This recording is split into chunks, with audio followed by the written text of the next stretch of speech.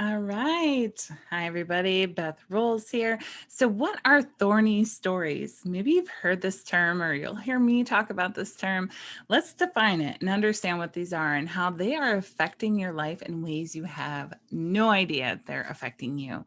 So, I'm a relationship coach for driven moms who want to use their relationship to grow in self awareness and as a feedback loop so they can create the relationship they want without leaving the one they're in. Thorny Stories come from the book The Untethered Soul by Michael Singer. It's a great book. We did a book club on it a few years ago. I have lots and lots, well, you can't see them, but I have lots and lots of highlights. And it's a great book for people who are really new to mindfulness and to this approach of growing in authenticity. So if you have somebody who's brand new to the journey, it's great. I think it's really good for men too, because his perspective is from a very masculine perspective. But he came up with this beautiful metaphor about thorny stories. And he says that when something happens to us, and it hurts our heart, it's some wound, it's really some emotional wound, and we don't actually process it in the moment. We don't experience the emotions, we repress them in some way. We just hold this as a wound in our heart, and we don't deal with it. And usually it's because we're little kids, so we don't have anybody there to support us to process it, and we have no idea how to actually do it. We internalize what our parents and school and stuff is telling us, and we feel shame about ourselves or whatever. So there's something there that we haven't dealt with, basically. And it's like a thorn under our skin. So if something touches it, it hurts. So then he says, like, we spend our whole lives kind of building all this apparatus or avoiding situations that will touch it, because we know that if we do this, it touches it and it hurts. We know that if we're around this person, it touches it and it hurts. We know that we feel lonely, so we get a man who makes us not feel lonely, so we don't feel the hurt, but we never actually address the feeling of loneliness. These are thorny stories and thorns that you need to pull, because it's a lot easier to actually just pull them out than it is to try to live your life avoiding touching them, and to always be afraid of situations and people who might touch them, and even to take those situations and blame the other person for your pain, like not even realize that the thorn's there, but think that, oh my God, this person just hurt me, and how dare they do that. And so he shares, like, we depend on our spouse or significant other to tiptoe around those thorns, because we both know what our thorns are, and like tiptoe around them so that they don't get poked and don't hurt the other. We live our lives in this place of avoiding our reality, and it prevents us from being who we're really meant to be and living the amazing life that we're here to live. So who wants to do that, right? We don't want to. So from now on, instead of avoiding those thorns and taking care to not touch them, we're going to start using our relationships to touch them. We're going to say, yes, touch it. I am strong enough to feel what I didn't feel before. There is no shame in feeling my emotions. They were there to tell me something then, and I didn't listen, and they've been poking me all these years, and now it's time to listen. And it's not a weakness to listen to that. It's a strength. In fact, did you know that some of the most successful people in the world, some of the best entrepreneurs and business owners, have really strong intuition? And they have that because they listen to their emotions, and they listen to the wisdom in their bodies and their soul, and whatever the hell you want to call it, they listen.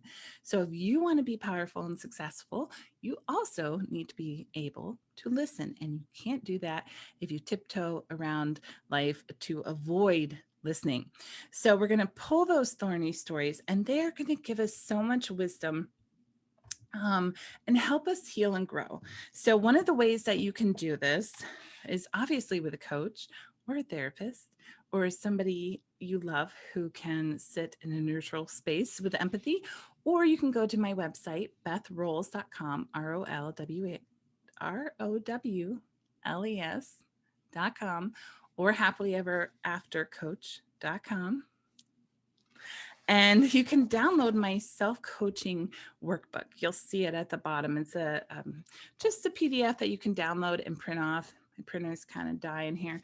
But basically, it has these 7 questions on one side, and then you go back and do the truth on the other side. This truth part can be a little tricky, especially if you're new to this, but you can give it a try. If it doesn't work, call me and I can coach you and we can get through this together. But basically, when I had a thorn come up recently, and this is actually from that, here's what happened. I worked my butt off to do a project. I'm enrolled at a university trying to get a marketing degree, and I worked my butt off for this project, and it got rejected because it was too long by 30 seconds. And I was like, oh my God. And I felt so uncomfortable and I had no idea what that was about. I'm like, why am I so ticked off? I knew that they kind of had a limit and I pushed it anyway. So what is my deal? What's going on here? Turns out they had pushed a thorn of mine that I didn't know was still there, because it's not often these things come up where I'm getting some kind of feedback that doesn't support me. So when I did this process, I realized it was related to an issue when I was younger with my mom. I was homeschooled, so she was my teacher. And basically, I was rejected. I can't remember if I put the actual thing, but it was really just if I didn't do something perfectly, I got in trouble. Or if I didn't turn in perfect work, I was kind of shamed for it. It was just an unfortunate consequence of having your mom for your teacher, not a great thing in my opinion. So it created this thing in me where I'm super, super serious about doing everything right and doing things perfectly.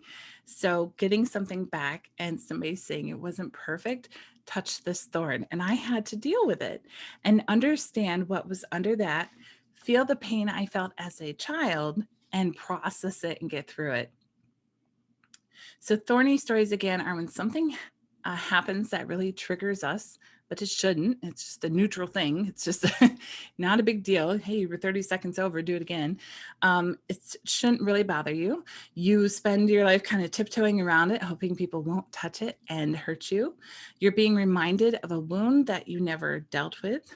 You can visit them, get to the root, and heal them to pull the thorn. Your ego could also be alerting you to something that happened that threatened your sense of self. So your ego is like, hey, this happened and we're trying to protect you. And if you want to hang on to this identity of being perfect, then you need to be mad about this, right? Sometimes you'll have to reparent yourself. It'll be something related to your parents and you'll need to go in, and it's called reparenting the inner child. It's really easy to do. If you're a good parent, you can do it to your inner child. And we also perpetuate them until they're visited. They become patterns or thoughts that we just keep brushing up against in life. That thorn keeps getting touched. And we think, what the heck? Why is our life like this? Why do I always do this? And it's just because that thorn is there and you haven't pulled it yet. And once you do, you feel so much better.